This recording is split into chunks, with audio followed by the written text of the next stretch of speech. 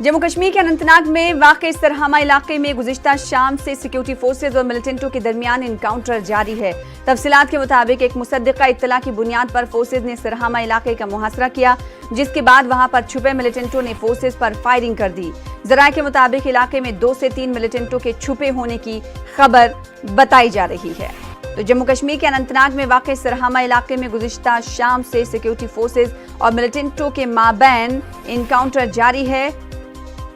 پورے علاقے کا فورسز نے محاصرہ کر لیا ہے۔ چھپے بیٹھے ملیٹنٹوں کی تلاشی کارروائی لگاتار جاری ہے۔ ذرائع یہ کہہ رہے ہیں کہ علاقے میں 2 سے 3 ملیٹنٹوں کے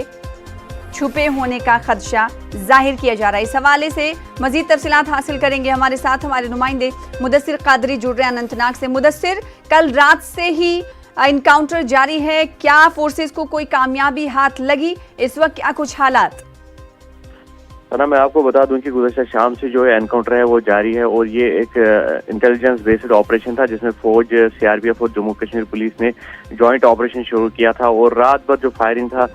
گولیوں کی آواز وقفے وقفے سے سنی جا رہی تھی، اور اب بھی جو گولیوں کا تبادلہ ہے وہ جاری ہے۔ لگ بھگ یہ 10-12 گھنٹے طویل جو آپریشن تھا وہ ابھی بھی چل رہا ہے، تو لیکن ابھی تک جو ہمارا ذرائع ہے کوئی کامیابی حاصل نہیں ہو پائی ہے، کیونکہ گجان آبادی والا علاقہ ہے، ریزیڈینشل ایریا ہے یہ، جہاں پر ملیٹنٹوں نے پناہ لی ہوئی ہے، اور فورسز کی جانب سے یہ کوشش کی جا رہی ہے کہ جلد سے جلد جو یہ آپریشن ہے اس کو اختتام پذیر کیا جائے، اور جو ملیٹنٹس وہاں پر موجود ہیں ان کو نیوٹرلائز کیا جائے۔ تو کل ملا کر ابھی علاقے میں حالات جو ہیں وہ پیچیدہ بنے ہوئے، حالانکہ جو فوج نے محاصرہ کیا تھا، فورسز نے محاصرہ کیا تھا، اس میں مزید وسعت لائی گئی ہے، مزید جو کمپنیاں ہیں فوج کی یا فورسز کی تو ان کو طلب کیا گیا ہے، اور دوسرا جو امن و قانون کی صورتحال ہے اس کو بھی جو برقرار رکھنے کی کوشش ہے وہ برابر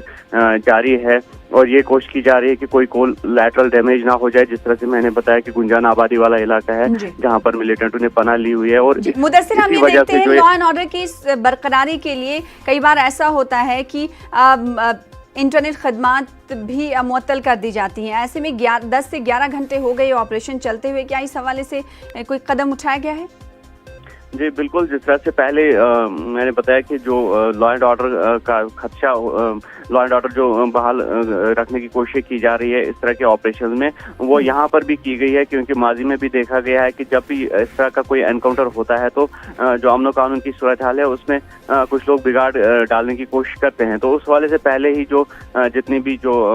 کوششیں ہیں وہ کرتے ہیں فورسز کی جانب سے کی جاتی ہے، تو آج بھی ایسا ہی ہوا ہے۔ لیکن اس بار جو انٹرنیٹ خدمات ہے، جس طرح سے پہلے دیکھا جاتا تھا کہ انٹرنیٹ خدمات کو بند کیا جاتا تھا، چاہے 2G 3G یا 4G خدمات ہوتی تھی تو وہ بند کی جاتی تھی، لیکن اس بار ایسا نہیں ہوا ہے۔ شاید یہ ٹرائل بیسس پہ دیکھا جا رہا ہے کہ کس طرح سے کیا جو کمپنی، جو یہ حکام ہے، جو ایڈمنسٹریشن ہے، تو وہ یہ دیکھنا چاہتی ہیں کہ کیا کوئی اس میں جو اس کے نتائج کس طرح سے سنگین برآمد ہوتے ہیں، یا پھر امن و قانون کی جو صورتحال ہے اس میں اس وجہ سے کوئی بگاڑ پیدا ہو سکتا ہے۔ تو یہ کوشش کی جا رہی ہے کہ جو آپریشن ہے اس کو جلد سے جلد اختتام کیا جائے، اور دوسرا جو لا اینڈ آرڈر کی صورتحال ہے اس کو بحال رکھنے کی بھی کوشش کی جا رہی ہے، کیونکہ یہ ریزیڈینشل ایریا، جس طرح سے میں نے بتایا کہ کافی گنجان آبادی والا علاقہ ہے، جو آس پاس کے جہاں پر یہ ملیٹنٹ پناہ لیے ہوئے ہیں تو اس کے آس پاس کافی مکان ہے، کافی لوگ رہ رہے ہیں، اور جو یہ مکان ہے اسپیسیفک جہاں پر انہوں نے پناہ لی ہوئی ہے ملیٹنٹوں نے، تو وہاں پر یہ بتایا جا رہا ہے کہ جو مقیم تھے ان کو وہاں سے نکالا گیا ہے، اور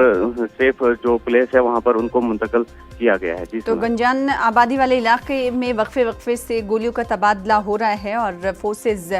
چوکسی برت رہی ہیں، ساتھ ہی ساتھ اضافی نفری بھی تعینات کر دی گئی ہے، طلب کی گئی۔ بہت شکریہ ہمارے ساتھ جڑنے کے لیے مدثر، اور اس حوالے سے تفصیلات فراہم کرنے کے لیے۔ ادھر وادی کے معروف وکیل بابر قادری کی ہلاکت کے بعد ان کی میت کو گزشتہ رات شیخ پورہ کنزر لائی گئی، جہاں پر ان کی میت کو سپرد خاک کیا گیا۔ جمعرات کو دیر رات جب ان کی میت کو ان کے آبائی گاؤں جزد خاکی کو ان کے آبائی گاؤں شیخ پورہ کنزر لایا گیا تو یہاں صف ماتم بچھ گیا۔ ہزاروں کی تعداد میں لوگوں نے ان کے جنازے میں شرکت کی۔ واضح ہے کہ سری نگر میں بابر قادری کو اپنی رہائش گاہ کے